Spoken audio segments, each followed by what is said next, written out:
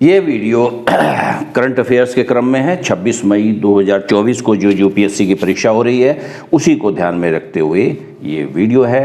Electoral bonds scheme पर है। ये हाल ही में न्यूज में आई है और सुप्रीम कोर्ट का इसमें जजमेंट भी आया है और ये द हिंदू में 16 फरवरी 2024 को प्रकाशित हुआ। जजमेंट 15 फरवरी का है। सुप्रीम कोर्ट ने इलेक्टोरल बॉन्ड स्कीम को जो है अनकॉन्स्टिट्यूशनल डिक्लेयर किया है। अब देखते हैं क्या कहा सुप्रीम कोर्ट ने। ये न्यूज में रही थी। चीफ पिटिशनर इसमें मुख्य याचिका करते थे association for democratic reforms. Supreme court का जजमेंट 15 फरवरी 2024 को आया और 5 जज bench headed by CGI chief justice of India, Bharat के मुख्य न्यायाधीश की अध्यक्षता वाली 5 सदस्यीय बेंच ने एक मत से यूनानिमस जजमेंट दिया। एक मत से जो है यह निर्णय दिया, स्ट्राइक डाउन, सुप्रीम कोर्ट ने strike down electoral bond scheme. ये इलेक्ट्रल बॉन्ड स्कीम क्या है? ये पॉलिटिकल पार्टीज को फंडिंग देने का एक तरीका था। स्टेट बैंक से बॉन्ड खरीद कर वो किसी पॉलिटिकल पार्टीज को दिया जाता था। वो पॉलिटिकल पार्टी उसको इन कैश करती थी, उसको भुगतान प्राप्त करती थी उसमें।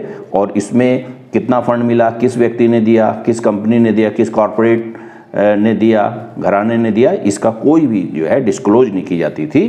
तो बड़ी ही कंट्रोवर्शियल स्कीम मानी गई थी और कांग्रेस पार्टी इसको अक्सर मुद्दा बनाती थी, इसको उठाती थी बीच बीच में इस मुद्दे को। तो उसको सुप्रीम कोर्ट ने इस योजना को स्ट्राइक डाउन माने खारिज कर देना electoral scheme and calls it unconstitutional और इसको असंवैधानिक कहा है। और ठीक है, अब देखते हैं कैसे कहा। Mode of funding manifestly arbitrary, यानी कि जो जिस ढंग से आप जो है बॉन्ड खरीद कर चुपचाप उसको पॉलिटिकल पार्टी को देते थे, उसमें एक प्रकार से आपकी पहचान गुप्त रखी जाती थी। उसने कहा कि नहीं, ये पूरी तरह से मैनिफेस्टली माने क्लियरली आर्बिट्रेरी है, ये मनमानापन है। Voters right to information about political funding is violated. मतदाता के जानने के अधिकार, किस पॉलिटिकल पार्टीज को फंडिंग हो रही है, ये इसका भी उल्लंघन सुप्रीम कोर्ट ने कहा है। Scheme authorise influence corporate electoral process, चुनावी प्रक्रिया में कॉर्पोरेट के जो है प्रभाव को अधिकृत करती है, यानी कि उसके प्रभाव को बढ़ाती है ये जो है। और ये स्कीम सुप्रीम कोर्ट ने ये चीज कही। अच्छा, आगे क्या कहते हैं सुप्रीम कोर्ट, देखिए। सुप्रीम कोर्ट ने कहा कि जनप्रतिनिधि कानून, representation of people act, company act, companies act, income tax act, ये सरकार ने अमेंडमेंट किए थे पार्लियामेंट में लाकर जो है, ये सरकार ने अमेंडमेंट किए थे और मनी बिल के माध्यम से ये चीज आई थी। तो उसने कहा कि धन विधेयक के रूप में जो भी अमेंडमेंट हुए हैं, ये रिप्रेजेंटेशन, ये 3 एक्ट में, कंपनी एक्ट में, representation people act, income tax में, इससे voters right to information about political funding, राजनीतिक जो फंडिंग हुई है, जो धन दिया गया है, फंड दिया गया है, उसके वोटर के राइट के इंफॉर्मेशन, यानी कि मतदाता के जानने के अधिकार का उल्लंघन हुआ है इन अमेंडमेंट, इन एक्ट में जो अमेंडमेंट सरकार ने संशोधन किए हैं। किसके तहत? अंडर 19 ये उल्लंघन माना है 19 फर्स्ट ए, यानी ये फंडामेंटल मूल अधिकारों का उल्लंघन हुआ है मतदाता के। तो इसलिए इसको अनकॉन्स्टिट्यूशनल डिक्लेयर कर दिया सुप्रीम कोर्ट ने। ये फंडामेंटल राइट है, जो पार्ट 3 में आता है। 12 से लेकर 35 तक जो है फंडामेंटल राइट है हमारे कॉन्स्टिट्यूशन में। और ये freedom of speech and expression है, एक्सप्रेशन स्पीच आता है इसमें। इसको आप पूरा 19 पढ़िए।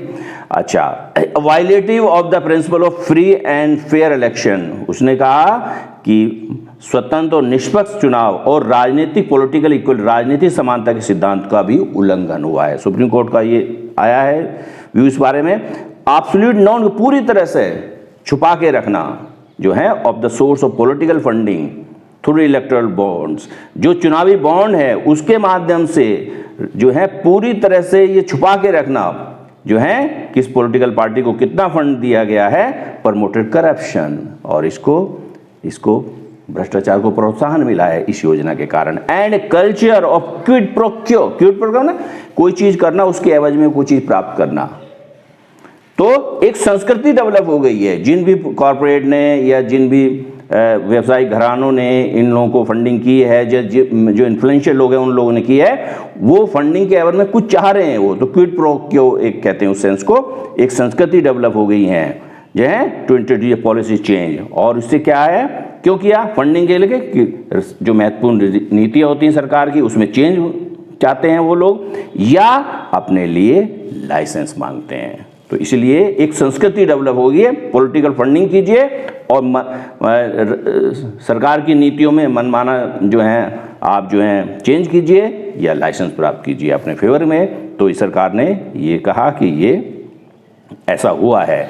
The scheme and the amendments, जो योजना है इलेक्टोरल बॉन्ड स्कीम और जो अमेंडमेंट किए गए, ये जो है authorise unrestrained influence of corruption in the electoral, चुनावी प्रक्रिया में अनियंत्रित जो है भ्रष्टाचार का नियंत्रित प्रभाव हुआ है, यानी कि भ्रष्टाचार बड़ा है। ये चीज सुप्रीम कोर्ट ने कही है, इसलिए अनकॉन्स्टिट्यूशनल डिक्लेयर किया है। सुप्रीम कोर्ट ने आगे कहा SBI to submit all details of bonds purchase by donors, जो भी धन देने वाले हैं, धन देने वाले दाता हैं, जिन्होंने ये बॉन्ड खरीदे और पॉलिटिकल पार्टीज को दिया, पॉलिटिकल पार्टी ने उनका भुगतान किया, प्राप्त किया है, उनको उस बॉन्ड को इन कैश करवाया है। तो जो है ये कब से, 12 अप्रैल 2019 से जो है सारी डिटेल, किस पॉलिटिकल पार्टी या किस व्यक्ति ने कितने बॉन्ड खरीदे और किस पार्टी को दिए और उस पार्टी पॉलिटिकल पार्टी ने कैसे कैश करवाया, ये पूरी जानकारी आप 6 मार्च 2024 तक 6 मंथ जो है तक जो है ये जो सुप्रीम कोर्ट ने कहा कि एसबीआई